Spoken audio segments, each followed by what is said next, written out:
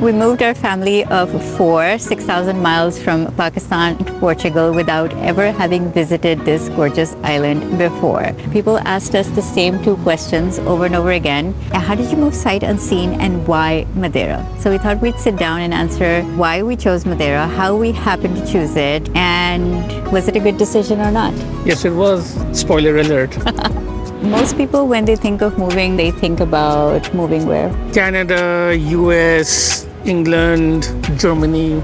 All of those places just didn't have the vibe that we were looking for. We moved more for lifestyle than anything else. So we started looking more towards Europe rather than America, Canada, Australia.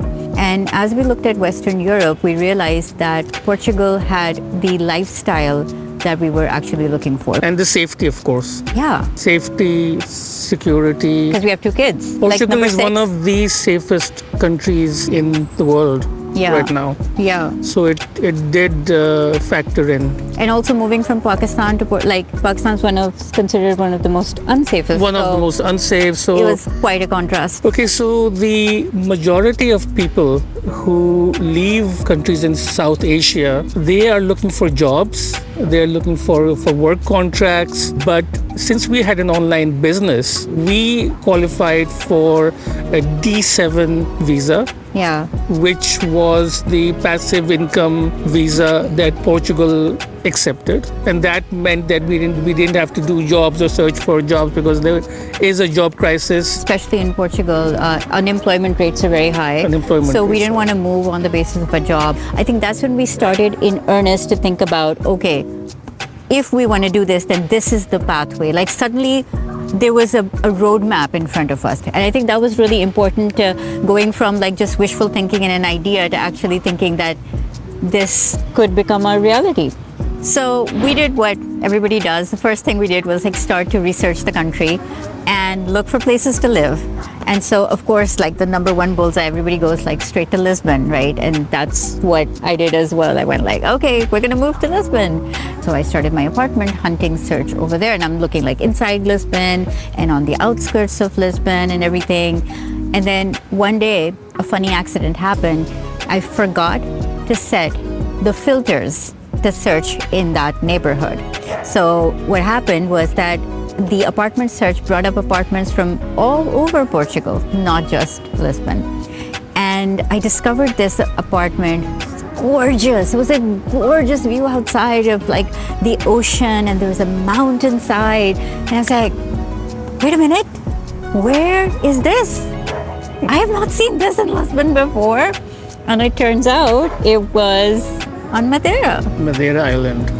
And funny thing is, I had heard of Madeira before, so I recognized that, oh yeah, Portugal has like 2 islands which are off the mainland. They're in the Atlantic Ocean, the Azores and Madeira. But I had not. I had never heard of it, even though I was such a avid Atlas fan, and I knew about islands like Canary Islands and Tenerife, Azores even. Yeah. But Madeira was an island that I never knew existed. I had no idea. I mean, I just find that mind-blowing that you moved someplace that for the first 50 years of your life you hadn't even ever heard of. Like, who does that? It's absolutely crazy. And I think we started to fantasize after that. We were like, can we even move there? Like, what does it mean to move here? It was we were in that honeymoon wishful thinking phase at that point where we were like, okay, this is too good to be true, you know. And then it did seem like that. It did seem like that. It seemed like that. It seemed like too good, and we knew that there had to be something that would break that fantasy. So the thing is that we've always been fascinated by islands. We went to Koh Samui, to Sri Lanka, Singapore. I was always like, I wish we could live here. And we were like, wait a minute, we're trying to move to Portugal. There's an island in the middle of the Atlantic Ocean. Yeah.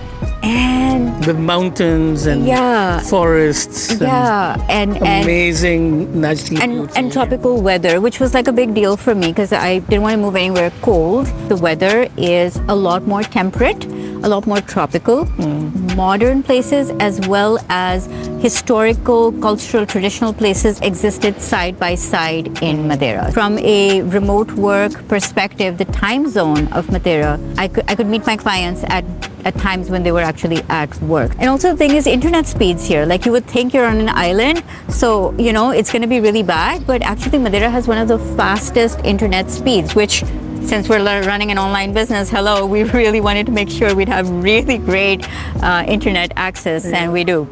Because the undersea cable, the fiber optic cable, comes to Madeira first and then goes to mainland Europe. So we get that benefit of really good, really fast internet speeds. Okay, the thing is, we have 2 teenagers. And when we were moving, they were 10 and 15. They're not toddlers, right? You can't just up and move them. You want to include them in the process, which is what we tried to do. We included them in all our decision making. We included them in how they feel about the whole thing. And then we even did this presentation. we had a whiteboard presentation to convince the kids why we should move to a volcanic island in the middle of the Atlantic Ocean. They were not amused. They were like, I think our parents have gone slightly...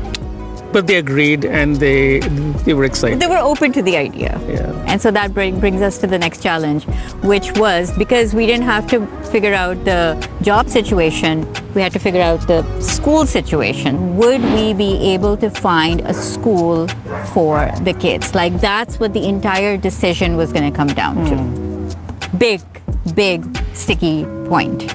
Oh, I want to mention that it was really important to us that we chose an international school to start with, because, moving teenagers to a place where they don't know the language, where they don't have any friends, and then on top of that, they have to learn a whole new system of education. So there was too many variables. So we wanted to move them to an international school so that at least the language would be English. Yeah.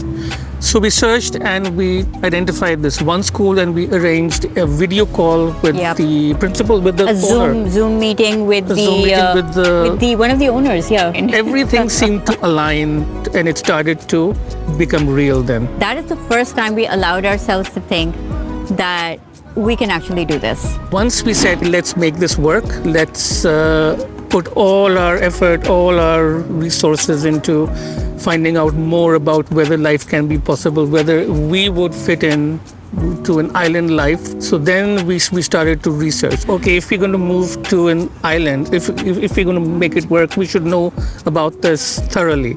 So much so that we looked at Google Maps, we went into the street view, we literally went over every area, neighborhood, cities, hundreds of videos.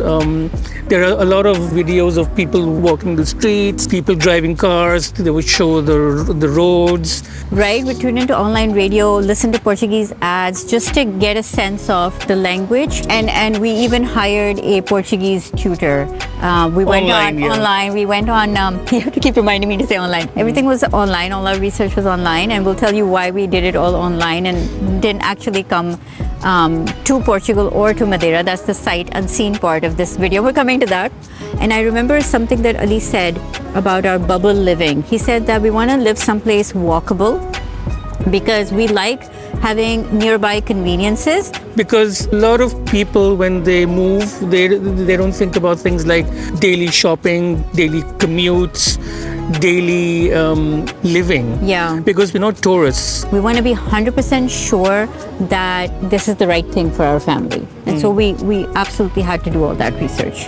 And it took us almost 2 years of research and planning and just thinking about it and figuring out all the millions of steps involved in the process. Part of the D7 visa process meant that we had to open a bank account in Portugal remotely.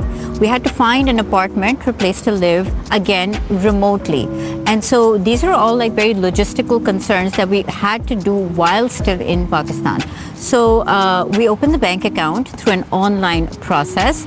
And for the apartment, instead of just apartment hunting on like websites, what we decided to do, and I think everyone should do this, we got in touch directly with a few different realtors.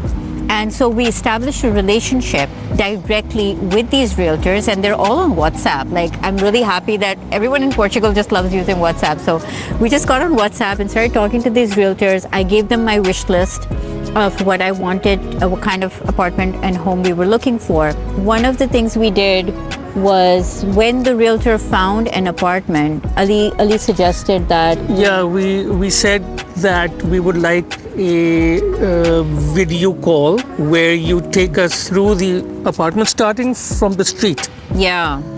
We asked him to go inside the building, Yeah. going up to the floor, coming out of the He actually did the whole thing. And then we asked him to take us around where we guided him. Okay, now go into the lounge, now open the cupboards, open the cabinets, see that everything's working.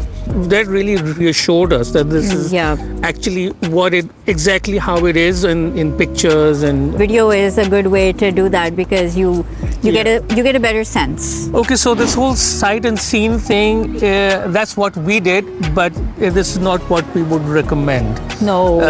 If you are able to, then do come and visit. Do come and see, get a feel of the space. It was easier for us to migrate Then visit. Schengen visa from Pakistan is very tough. Was harder for us because of our online business. Yeah. Because they look at like ties back to your country. And when you have an online business, that literally means that you can be location independent. We do recommend that if you are planning to move here or anywhere really, ideally, the ideal scenario is to go visit the place and see if you really can see yourself as living in that place. Like, that's really important. But if you can't actually visit, then do your research. Coming into Portugal from Pakistan, that also meant that our daily costs, our monthly costs, our budget is going to be higher by a factor of 4. Yep. Pakistan is one of the cheapest places in terms of cost of living. Mm-hmm. Even though Portugal is one of the most affordable places in Europe, but still for us the jump was quite big. Yeah, like 4 times more expensive everything. Cost of living, rent, School is even more. School is, I think, 10 times more 10 expensive. times more. Our schooling costs, Well, international school. We should mention that local Portuguese school, which is really good, it's free of cost. We'll do For residents. We'll do a separate video on that. Separate video coming up for that. If you want to see what our cost of living looks like, we actually did a grocery video where you can see how much things cost for a family of 4 to eat for a week. So you can watch that video next right up here, and we'll see you in the next video. Bye. Oh, subscribe and like.